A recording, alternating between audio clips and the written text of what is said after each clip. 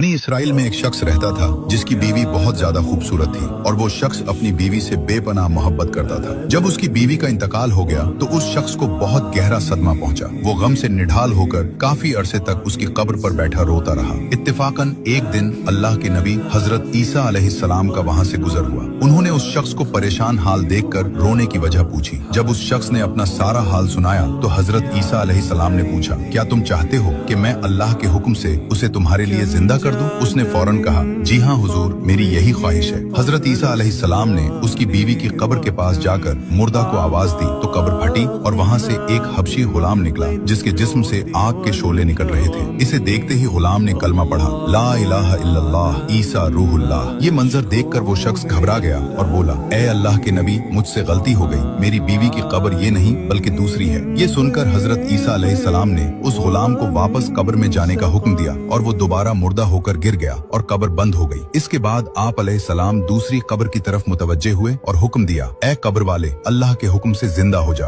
कब्र फटी और उसमें से एक औरत अपने सर से मिट्टी झाड़ती हुई बाहर आ गई। उसे देखते ही इसराइली खुशी से बोला, ए रूहुल्लाह, यही मेरी बीवी है। हजरत ईसा अलैहिस्सलाम की इजाजत से वो शख्स अपनी बीवी को साथ लेकर घर की तरफ चल पड़ा। रास्ते में चूंकि वो शख्स कई दिनों से जागा हुआ था, उसे नींद आने लगी। उसने बीवी से कहा, तुम्हारी जुदाई के गम और रातों को जागने की वजह से मैं थक गया हूँ, मैं कुछ देर आराम करना चाहता हूँ। बीवी ने कहा, ठीक है, आप आराम कर लें। वो शख्स अपनी बीवी की गोद में सर रखकर सो गया। इतने में वहाँ से एक शहजादे का गुजर हुआ जो घोड़े पर सवार था और बहुत हसीन और जमील था। उस औरत की नजर जैसे ही शहजादे पर पड़ी, वो फौरन उस पर आशिक हो गई। शैतान ने उसे बहका दिया। उसने अपने शौहर का सर आहिस्ता से जमीन पर रखा और शहजादे के सामने जा खड़ी हुई। शहजादा भी उसके हुस्न को देखकर उस पर फिदा हो गया और औरत की ख्वाहिश पर उसे अपने घोड़े पर बिठाकर ले गया। जब शौहर की आंख खुली और उसने बीवी को वहाँ न पाया तो वो बहुत परेशान हुआ। वो उसके कदमों के निशान तलाश करता हुआ वहाँ पहुँच गया जहाँ शहजादा और वो औरत मौजूद थे। उस शख्स ने शहजादे से कहा, ये मेरी बीवी है, इसे मेरे हवाले कर दो। शहजादे के बोलने से पहले ही वो औरत बोल पड़ी, मैं उसकी बीवी नहीं हूँ, बल्कि मैं तो शहजादे की लौंडी हूँ। शहजादे ने इसराइली शख्स से कहा, क्या तुम मेरी लौंडी को छीनना चाहते हो? उस शख्स ने कहा,